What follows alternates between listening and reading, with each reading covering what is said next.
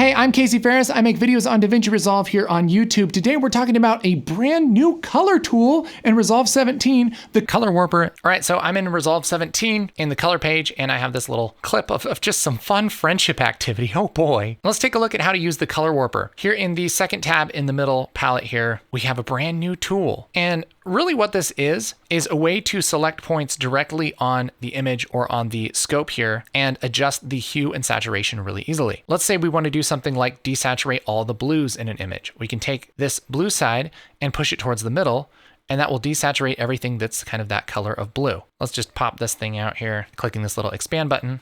Now we can see how this affects our image. So we can desaturate everything that's kind of blue, bluish green, and that will take that kind of bluish green out here, especially in the jacket and the jeans. And so really, if you can kind of get your head around, hey, this is basically a vector scope. This is hue is which direction things go, and saturation is how far they go. Then you can really quickly adjust how things look. Let's say we want all of this denim material to be a little different color. We can kind of guess by clicking it here, or we can actually just use the eyedropper on the image and it will show us with that little red crosshair exactly where things are. And if we want to be a little bit more exact, we can actually go down here and adjust our resolution of our little grid here.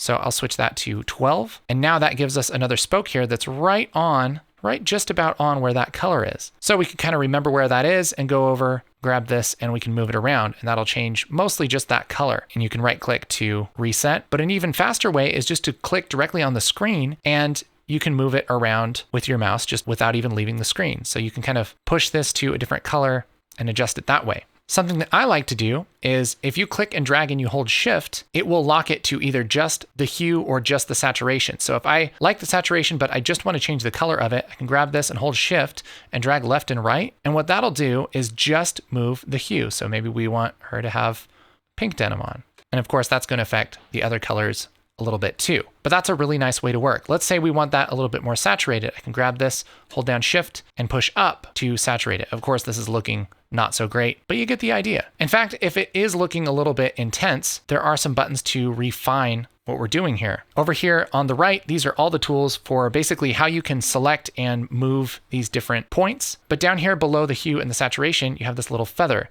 This feather kind of just smooths out this grid and makes it a little bit less crazy. Push this up so we can see things. So if I click this feather once, it's going to kind of smooth that grid out a little more for the hue. Click it here for the saturation. And you can kind of split the difference like of where you were to just make a adjustment that's a little bit less harsh looking. All of these buttons over here look a little bit scary because there's just a bunch of them, but really these are just different ways to grab these different points. So I'll reset everything and let's switch back to 6 just because it's a little easier to see. If I were to grab this point right now, just with my normal tool and move it around, it just moves that one point and everything else kind of stretches along with it. But I can select a point to stay where it's at by selecting it here and going to this button, convert selected to pin. And if it has that little black outline, then it basically just stays wherever you leave it and it won't move along with everything else. All the dots that are white, they generally move based on the other dots. So you can really get pretty detailed with your adjustments here on this wheel. If you click on this little pin here, then you can just select the ones that you do want to pin really easily to make sure those don't move around when you're messing with stuff. Let's boost this up a little bit. Let's say you select a point, but you want to select like actually just a bigger group of points. You can do that a few different ways. With this button, we'll just select the spoke here. This next one will select everything kind of in that ring. If you have a point selected, you can use these buttons up here to kind of grow your selection or shrink it.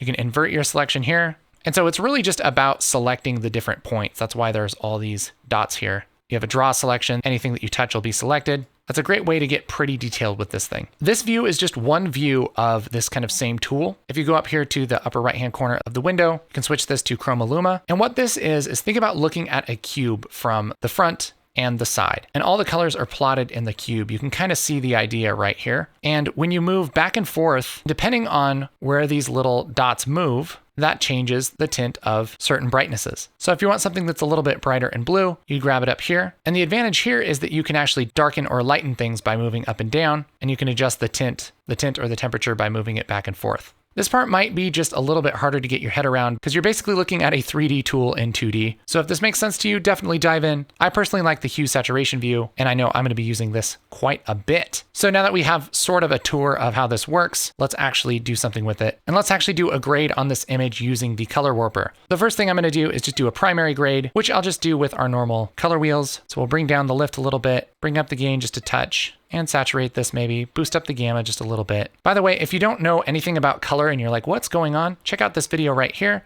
That goes through all the basics of color. And now this is looking pretty nice. Maybe we'll add just a little bit of contrast, a contrast curve, something like that. And we'll make a new node. I'll just hit Alt-S to make a new node. So this is going to be our primary color right here. And now we're going to do our secondaries using the color warper.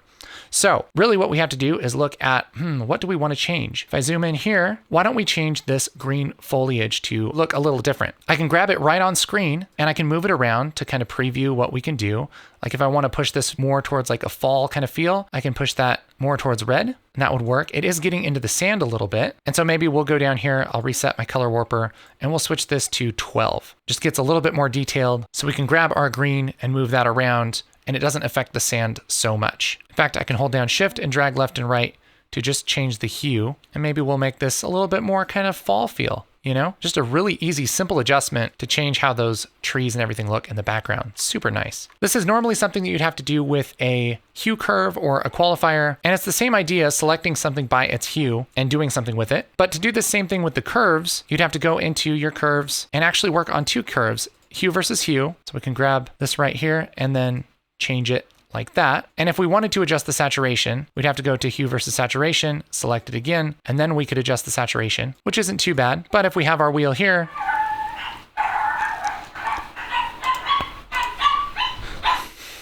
the dogs have seen nothing outside and are very upset that nothing's outside. But if we have our wheel here, we can do this all at once with one tool. Pretty awesome. And of course, just like any color tool, I can stack things, grab the sand, and we can adjust that color. Maybe I can desaturate that, make the sand a little bit whiter. It just depends on what you want to do for your image. But yeah, Color Warper, super cool new color tool.